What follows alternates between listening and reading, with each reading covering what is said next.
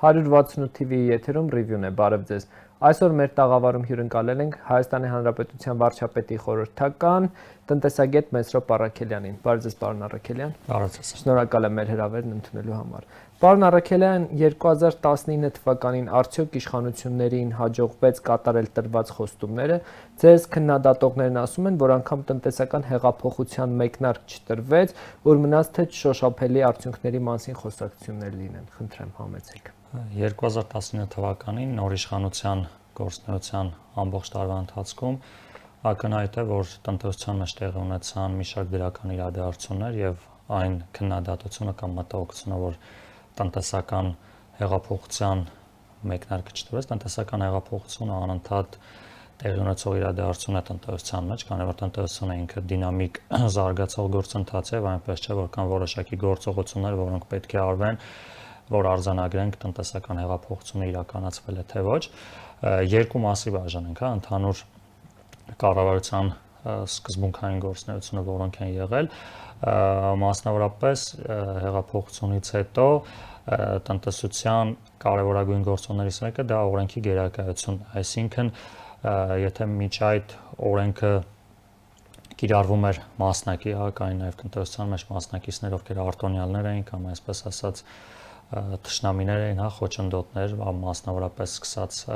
լուրջ խնդիր ունեինք բազմ երկար տարիներ մրցակցային դաշտում, մոնոպոլիաների եւ այլն։ Առաջին քայլերից մեկը, որը քաղաքական որոշում էր, այսինքն ակնհայտ էր, որ նոր իշխանության գործունեության հենց առաջին օրերից սկսած տնտեսության մասնակիցները չունեն որևիցե խնդիր օրենսդրության կիրառման տեսանկյունից եւ հետեւաբար այդ տեսանկյունից արդեն ոչ միայն 2019 թվականից, այլ հեղափոխությունից ի վեր այս 1.5 տարվա ընթացքում տնտեսության մասնակիցները լիովին ազատ են զբաղվել ձեռնարկատիրական գործունեությամբ։ Կարեն Կարապետյանի կառավարության ժամանակվանից այդ ուղղությամբ տեսանելի աշխատանքներ կատարվեցին։ Այս դեպքում ո՞րն է նորությունը։ Չէ, այսինքն այն, որ ասենք միջև հեղափոխությունը տնտեսության մեջ որևիցե դրական բան չկար, իհարկե այդպես չէ, խնդիրն այն է, որ մոնոպոլիաների մասով խնդիրը ոչ թե կոնկրետ մի ոլորտում ընտրանքային մոնոպոլիաների վերացումն էր, մոնոպոլիաների վերացումը ոչ թե պետք է լինի քաղաքական ցանկության արդյունք, մոնոպոլիաների վերացումը պետք է լինի դրա հետևանք, այսինքն նոր իշխանության որդեգրած քաղաքականությունը օրենքի գերակայությունն է, եթե այդ օրենքի գերակայության հետևանքով մոնոպոլիաները վերանում են, դա հետևանք է, ոչ թե գերնպատակ է եղել է մոնոպոլիաների վերացումը եւ ընտրանքային որոշ շուկաներում մոնոպոլիաների վերացման դեմ քայլ է կատարելու, այսինքն այս պահին օրենքը գործում է ամբողջությամբ բոլորի համար հավասար, որի արդյունքում շուկա մոտ գործելու որևիցե խնդիր չկա, ինչպես նաև ձեր նշած այդ մոնոպոլ դիրքերում տեղի են ունեցել էական փոփոխություններ։ Իսկ երկրորդ կարևորագույն հատվածը, որ նայենք տնտեսական հեղափոխության, դա արդյոք հասարակությունը ավելի լավ է ապրում, քան միջև հեղափոխությունը, քանի որ շատ հաճախ քաղաքացիներին այդ մոնոպոլիաները, այդ տերմինները, օրենսդրությունը այդքան չեն հետաքրքրում, յուրաքանչյուր ընտանիք առաջին հերթին նաև մտածում է իր ընտանիքի եւ անձնական բարեկեցության մասին։ Պատասխանը իհարկե այո, 2019 թվականի եթե ամփոփենք, 2019 թվականին տեղի ունեցած փոփոխությունների արդյունքում Հայաստանի Հանրապետության քաղաքացին այսօր ավելի բարեկեցիկ վիճակում է, քան նախկինում։ Բազմաթիվ սոցիալական ծրագրեր սկսած 19 թվականից ներդրված նվազագույն կենսաթոշակի ինստիտուտը, որը մոտ 80,000 քաղաքացիների համար լրացուցիչ ավելի բարձր կենսաթոշակ ապահովեց, այս տարի արդեն 10% բոլոր կենսաթոշակառուների թոշակներն է բարձրացել, տարբեր խավերի կրթության ոլորտում, իրավապահ ոլորտում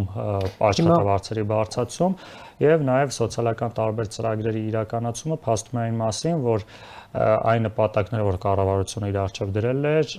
առաջին տարվա համար կարող ենք արձանագրել, որ կատարված է։ Հասարակությունը դուք ասացիք, որ ավելի լավ է ապրում, քան նախկինում։ Այդ դեպքում ինչու են պարբերաբար գրեթե միշտ կառավարության դիմաց բողոքում։ Տարբեր հարցերով եւ հիմնականում ով մի քիչ ավելի բարձր է բողոքում, իրեն ընդունում են, մյուսներին կարծես թե ոչ։ Չէ, տեսեք, այն որ այս պահին դեռևս պահպանված են խնդիրներ, իհարկե այդպես է։ Այսինքն կառավարությունը հանձ չէր առել, որ 1 տարվա ընթացքում ծառացած բոլոր խնդիրները լուծվեն։ Այստեղ բաժանենք երկու մասի, ինչու են մարդիկ մարդկանց դժգոհությունները այս պահին ավելի տեսանելի, ոչ թե այս պահին այն դժգոհությունները առաջացել, այլ կառավարության դիմաց միշտ էլ եղել են բողոքներ, նախկին իշխանությունների ժամանակ էլ, հիմա էլ։ Այսինքն խնդիրը, այո, ինչպես դուք նշեցիք, այդ խնդիրների զգալի մասը ձևավորվել է դեռևս ոչ միայն նախորդ տարի, այլ երբ կարելի ասել նույնիսկ տասնամյակների ընթացքում, ընդհանուր միջև անկախության տարիներից սկսած կամ բազմաթիվ խնդիրներ, որ արդեն կարող ասել թե հաջորդ ծերունդն է այդ խնդիրների կրողը դարձել ցավոք, եւ հետեւաբար այդ խնդիրները բազմազան են եւ ունենք նաեւ այնպիսի իրավիճակ, որ ունենք խնդիրներ, այսպես ասած, լոկալ, այսինքն ինչու են անընդհատ դժգոհում, որովհետեւ մի խումբ, ասենք, մի հատվածի բնակիչներ կամ մի ինչ որ համայնքի խնդիր, այսինքն 10, 20, 30 կամ 50, 100 հոգու առնչվող ինչ որ խնդիր կա, որը բնական է բարձրաձայնվում է, այդ խնդիրների մի մասը իհարկե նաև կառավարության գործունեության ընթացքում ակնհայտ եւ այդ ուղղությամբ աշխատանքներ են տարվում եւ որևէ բարդույթ չկա հենց կառավարության առաքելությունը հասարակության բարեկեցության անվտանգության ապահովումն է եւ այո հնարավոր է լինել խնդիրներ, որոնք հենց քաղաքացիների կողմից բարձրաձայնելու ժամանակ մենք իմանանք եւ դա նաեւ դառնա քննարկման եւ լուծման առարկա։ Տնտեսագետ Թադևոս Ավետիսյանն օրինակ ասում է, որ ունենք 7.5% տնտեսական ակտիվության ցուցանիշ, որն ըստ նրա իհարկե որոշակի դրական է, եթե համեմատենք 2018 թվականի 5.6% ցուցանիշի հետ, բայց շարունակում է, որ 2017 թվականին արդեն իսկ հստակ ուղենշված տնտեսական ակտիվության ցուցանիշի առարկայական եւ թռիչքային արձանագրում ենք ունեցել 7.7%։ Հիմա ո՞րն է հեղափոխական կառավարության տարբերությունը, եթե նախորդ ցուցանիշները չենք գերազանցում։ Իսկ մեր կառավարության գերնպատակը ցուցանիշների մրցավազքի մեջ մտնելը չէ, որ ունենանք որոշակի թիվ եւ այդ թիվը գերազանցենք Հայաստանի Հանրապետության պատմության ընթացքում նոր անկախ մենք արձանագրել ենք նույնիսկ երկնիշ տնտեսական աճեր, ունեցել ենք միջև 15% տնտեսական անկում, սակայն ակնհայտ է, որ նույն այդ երկնիշ տնտեսական աճի ժամանակահատվածում հասարակության բարեկեցության, այսպես ասած, ակնհայտ փոփոխության արձանագրում իհարկե մենք չենք ունեցել։ Ինչու՞, որովհետև արդյոք տնտեսական աճը ունի ուղիղ կորելացիա, այսինքն կապ ունի հասարակության բարեկեցության հետ, այսինքն տնտեսական աճը մեզ համար ոչ թե նպատակ է, այլ ընդհանրապես միջոց է։ Շատ հաճախ նախկինում տնտեսական աճի ապահովման մեջ ընդհանրապես երկու ոլորտ է, հիմնականում մեկ ոլորտ է, նախկինում բավականին կենտրոնացած, դա հանքարդյունաբերության ոլորտն է, այսինքն ինչ է տեղի ունեցել, հանքի միջազգային գները բարձրացել է, որի հաշվին մենք ապահովել ենք տնտեսական աճ, գներն իջել է, աճը նվազել է, իսկ դրանից հասարակության կյանքում մեծ հաշվով ոչինչ չի փոխվել։ Մեր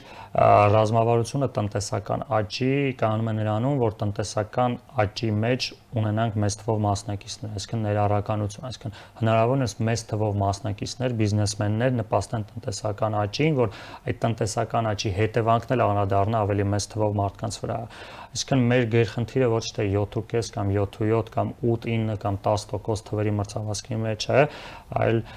մեր նպատակը հասարակության բարեկեցությունն է, որի գործիքներից մեկը տնտեսական աճն է, որովհետև քաղաքացին ամենևին վիճակագրական կոմիտեի հրապարակած թվերով չէ, որ լավ է ապրում։ Բայց ձեր իշխանությունը պարբերաբար հենց այդ թվերն է հրապարակում, ցույց տալով, թե ինչ լավ է աշխատում կառավարությունը։ Այսինքն դա գործիքներից մեկն է, որը նաև արտացոլվում է նաև քաղաքացու կյանքի փոփոխության վրա։ 2020 թվականին միջինում 10%-ով բարձրացան թոշակները, բայց ձեր քննադատները հիշեցնում են, որ 2016-ից 18 թվականների ընթացքում թոշակները բարձրացել են 367%-ով, իսկ տնտեսագետներն էլ հիշեցնում են, որ 2004 թվականին օրինակ 2003 թվականի համեմատ թոշակները բարձրացել են 30%-ով։ Հիմա ինչու է նոր իշխանությունը փորձում ամեն ինչ այսպես աննախադեպ ներկայացնել, երբ նախկինում եղել է նման ցուցանիշներ։ Եթե ձեր հարցից ճիշտ նկարեցի, նշեցի, որ 2015 թե 16 2006-ից 18-ի ընթացքում ասում են, որ 367%-ով է։ 2006-ից 10։ Այո։ Ինչ համեմատել 12 տարվա այդ ամբողջ դիապազոնը եւ վերցնել այդտեղ Այստեղ 2004-ին էլ 2003-ի համեմատ 30%-ով։ Ու վերջին անգամ կենսաթոշակների բարձրացում, եթե չեմ սխալվում, տեղի ունեցել 2000 միջև մեր իշխանությունը, 2012 թվականին եւ վերցնել նախորդ տարիներին այդտեղ հաշվի չառնել գնաճը, այդ ընթացքում այդ ձեր նշած ժամանակահատվածում ունեցել ենք նաեւ բավականին բարձր գնաճ եւ այդ կൂട്ടակային գնաճը եթե հաշվենք, այդ բարձրացումը չի կարելի համարել այդպես աննախադեպ եւ կարող ենք փաստել, որ նույն վերջին տարիներին նախորդ իշխանության գործնեության օրոք, օրինակ 5 տարվա գործնեության օրոք կենսաթոշակների բարձրացում տեղի չի ունեցել, խոսքը վերաբերվում է միջև հեղափոխությունը եւ այս գործնեության առաջին տարվա ընթացքում ամենակարևորը, որը շեշտեցի, դա նվազագույն կենսաթոշակի համակարգի ներդրումն է, որը ինչ է ենթադրում, որ անկախ նրանից քաղաքացու կենսաթոշակը ինչ չափի կլինի, քանի որ գիտենք այնտեղ աշխատանքային ստաժից է կախված, որը նախկինում եղել է 16000 դրամ, նախորդ տարվա հունվարի 1-ից 25500 դրամ ֆիքսվեց, դա պարենային նվազագույն, այսինքն աղքատության շեմն է, այս տարի եւս 1000 դրամով բարձրացավ, որը շատ կարեւոր է, այստեղ խնդիրը ոչ միայն բոլորի կենսաթոշակները միանգամից բարձրացնել է, այստեղ մենք նաեւ ունենք խնդիր խոցելիության ուղղված քաղաքականությունը աղքատության, այսինքն մենք առաջին հերթին միջոցներ ուղղում ենք այն խմբերին, ովքեր ավելի խոցելի են, այսինքն ավելի ցածր վարձատրություն ստացող այս պարագայում կենսաթոշակառուների մոտ տեղի ունեցավ զգալի բարձրացում, ովքեր այդ պարենային աղքատության շեմից ամբողջովին դուրս եկան, դա միանշանակ աննախադեպ է, նախկինում երբևէ մենք նաև նման գաղափարախոսություն չենք դրել կենսաթոշակի չափի վրա, ընդամենը ինչ-որ թիվ է եղել, որը եթե հնարավոր է մի քիչ բարձրացնենք, հնարավոր չէ չբարձրացնենք, իսկ այստեղ այդ թիվը որոշակի գաղափարի հետևանք է, այս պարագայում այդ պարենային աղքատության շեմն է ֆիքսվում, որ այսուհետ պարենային աղքատության շեմից ցածր որևիցե քաղաքացի կենսաթոշակ չի ստանում, որը նաև օրենքով է ամրագրված, իսկ այս տարվա բարձրացումը արդեն կես միլիոն կենսաթոշակառուներին է վերաբերվում, որը նաև կառավարության որդեգրած քաղաքականության արդյունքում հաջորդ տարիներին կկրի շարունակական բնույթ։ Իսկ հնարավոր չէ օրինակ 30 կամ 40%-ով բարձրացնել կենսաթոշակները։ Իսկ իհարկե ցանկացած ավելի մեծ բարձրացում առաջին հերթին հենց կառավարությանը կարելի է ասել ձեռնտու է, սակայն ֆիքսվել միայն կենսաթոշակների վրա եւ ասել որ Հայաստանի Հանրապետության սոցիալական խնդիրը բացառապես կենսաթոշակն է, իհարկե չէ, իհարկե այդ խավը ունի ավելի մեծ աջակցության կարիք, սակայն կառավարության գործնեության արդյունքում բյուջեն կարող ենք փաստել, որ էականորեն արդյունավետ է օգտագործվում եւ նաեւ այսպես թե այնպես բյուջեն որոշակի ունի սահմանափակում, հավաքագրված հարկերի արդյունքում մենք նաև ունենք խնդիրներ տարբեր ոլորտներում եւ մենք կարծում ենք, որ 2020 թվականի բյուջեում նախանշված այն փոփոխությունները,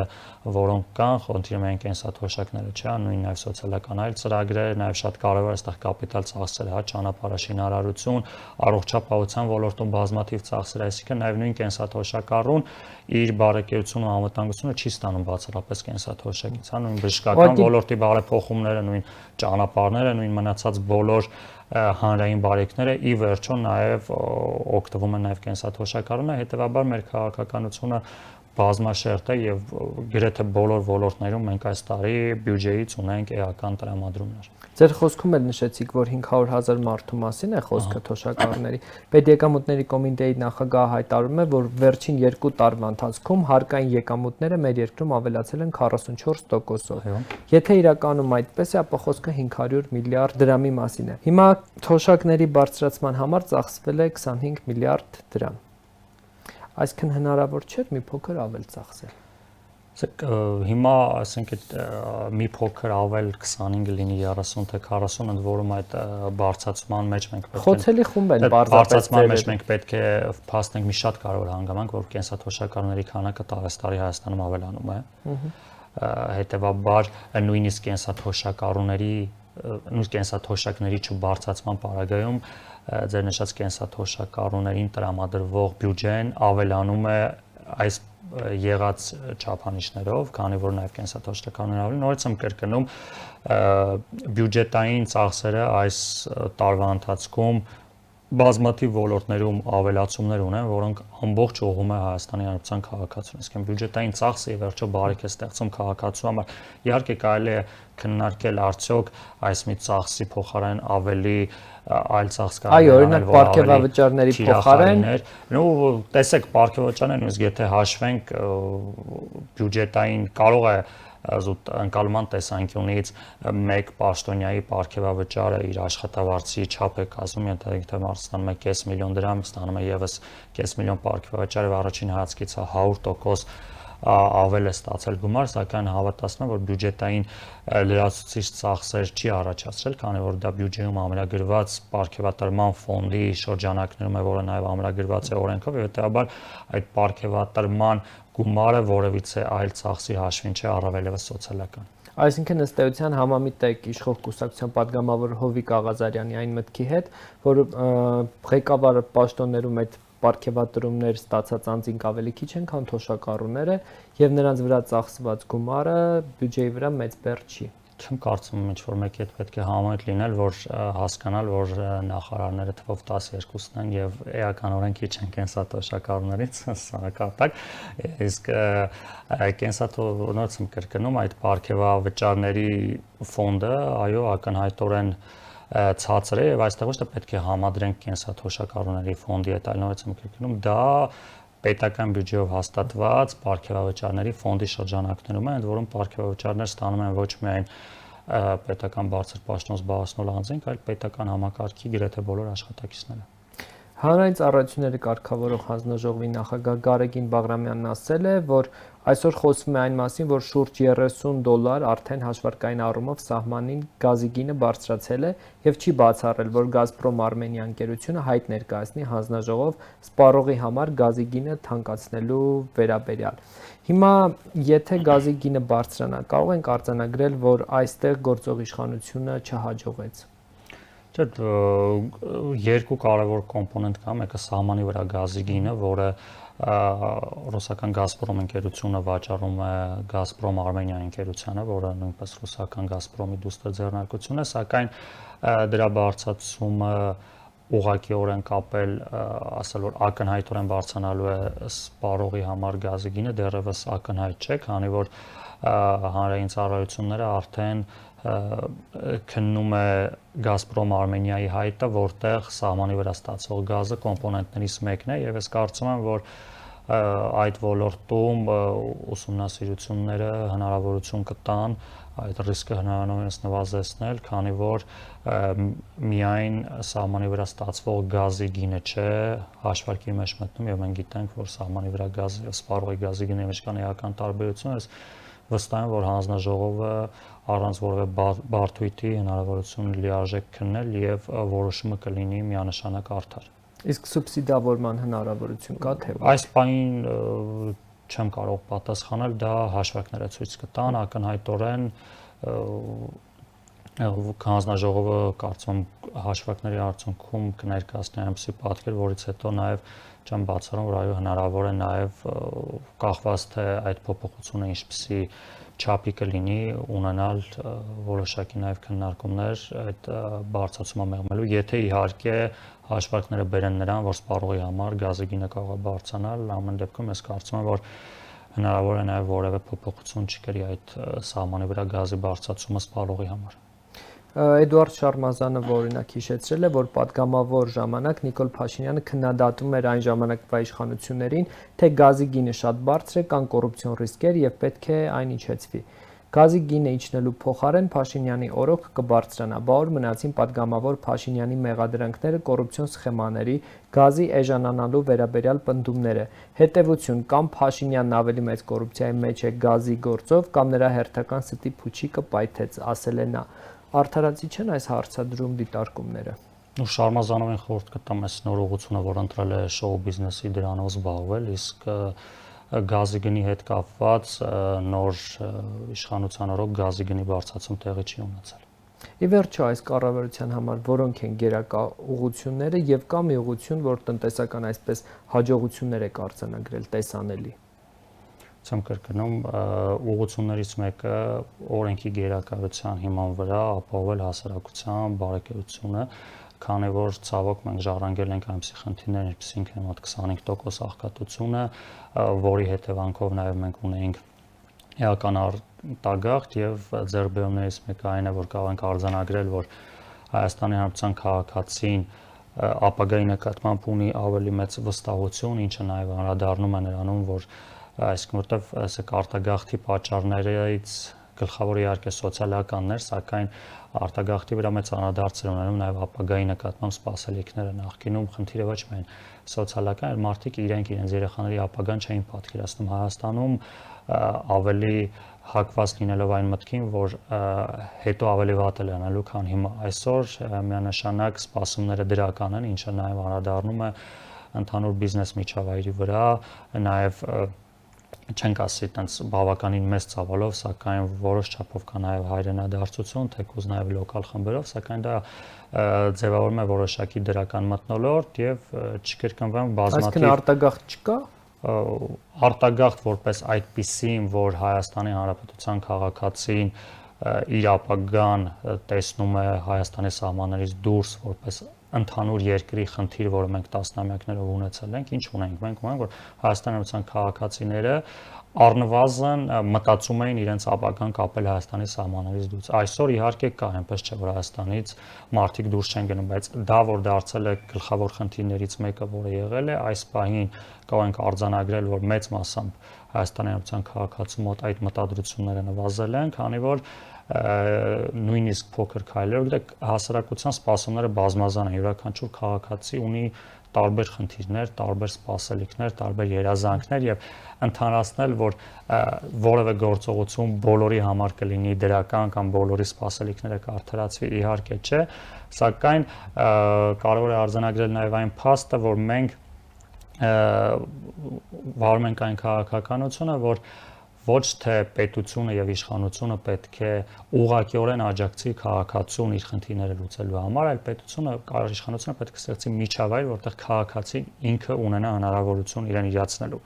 Դա կարևորագույն ձեռքբերումներից մեկն է, որ քաղաքացին հնարավորություն ունենա աշխատելու եւ որևիցե մեկը չգա խոչընդոտելու։ Քաղաքացին հնարավորություն ունենա բիզնեսով զբաղվելու, փոքր բիզնեսը սարքի միջինը խոշոր, խոշորը գերխոշոր, դուրս գա միջազգային շուկաներ, քաղաքացին ունենա որակյալ կրթության, որակյալ առողջապահություն ստանալու հնարավորություն, որը նաեւ շատ կարեւոր է հետագա զարգացմանը։ Այսինքն կառավարության գերակայություններից մեկը այդ միջավայրի եւ պայմանների ստեղծումն է, որպեսզի քաղաքացին ինքը իրեն կարողանա զարգանա եւ ապահովի իր եւ իր ընտանիքի բարեկեցությունը։ Այսինքն ձեր տված խոստումները կատարել եք։ Խոստումները դեռևս շարունակվում են կատարվել եւ մենք չենք խոստումները եւ նաեւ գործողությունները բաժանում, այսպես ասած, օրացույցային տարիների մեջ իշխանությունը շարունակում է աշխատել բնականon հունով եւ բազմաթիվ ծրագրեր կան, որոնք արդեն կատարվել են, ծրագրեր կան, որ ավելի երկարաժամկետ են, ծրագրեր կան, որ դեռևս կսկսեն կատարվել։ Պարոն Առաքելյան, երբ ժամանակ առ ժամանակ Նիկոլ Փաշինյանը չճշտված թվեր է հրապարակում, հետո խմբագրում է, սա նրա թե թիմի թերացումն է։ Հնարավոր չէ նախապես ճշտել այդ թվերը, հետո հրապարակել։ Խոսքը մեկ դեպքի մասին է եղել, վերաբերվել է համախառն մեկ շնչնկնող համախառն ներքին արդյունքի զբոսաշրջության թիվը կար նույն ձևով այդ հրապարակումը գրվեց, որովհետեւ խնդիր չի եղել եւ մյուսը դա էլ որը խնդիր չեմ տեսնում այդ IMF-ի այսինքն նորմալ է, երբ երկրի ղեկավարը IMF-ի հաշվետվության մեջ կար երկու բաժին, մեկը 19, մեկը 20 թվականների մեկ շնչնկնող համախառն ցուցաներքին արդյունքի ցուցանիշներ, որում խնդիր եղել էր Ադրբեջանի ցուցանիշի 19-20 թվականների, կարծում եմ, որ այդ փոքր վրիպումը առավելևս որ չի վերաբերվել Հայաստանի համախառն ներքին արդյունքին, այլ հարևան պետության, որովհետեւ խնդիր չկա։ Բայց դա նրա թերացումն է, թե ձեր թիմի, այսինքն թերացում չէր, ինչ որ փոքր վրիպակ էր ընդհանուր կոնտեքստում, որը կարգավորվել է։ Որպես խորհրդական նրան խորհուրդներ տալիս եք։ Իհարկե։ Ընդունում է։ Խորհուրդները ոչ միայն վարչապետի հետ է քննարկում, այլ նաև թիմով այդ խորհուրդները նաև բարեփոխումների նեոված, որի շրջանակներում ես ինքս նույնպես մասնակցում եմ նաև բազմաթիվ բարեփոխումների, իհարկե ընդունում եմ։ Որն է եղել ձեր վերջին խորհուրդը Նիկոլ Փաշինյանի։ Վերջին աշխատանքը, որը կատարել եմ, որը անհամեստություն չթվա, կարող եմ ասել, համարում եմ լուրջ ձեռքբերում, դա ընտանեկան նպաստների այս նոր հայեցակարգի աշխատանքային խումբը ես եմ ղեկավարել, որ այս 1 տարվա ընթացքում լուրջ հայեցակարգ մենք մշակեցինք, որը 2 օր առաջ ներկայացվեց վարչապետի եւ կառավարության լայն կազմին, որի արդյունքում ընտանեկան նպաստների համակարգը, որը բավականին խոցելի եւ լուրջ խնդիր էր, քանի որ դա որևէ ձևով չէր նպաստում ախտատության հաղթահարմանը, ընդհակառակը մարդիկ շարունակում են մնալ աղքատ եւ այս նոր մոդելը, որը մենք մշակել ենք, էականորեն աջակցելու է ընտանեկան նպաստների, ավելի ճիշտ պետության աջակցության շնորհիվ հաղթահարել աղքատությունը, դա կարծում եմ նաեւ նոր կառավարության այն կարևորագույն խնդիրներից մեկը, որը պետք է լուծեր, առաջիկայում կունենա լուրջ ձեռքբերում։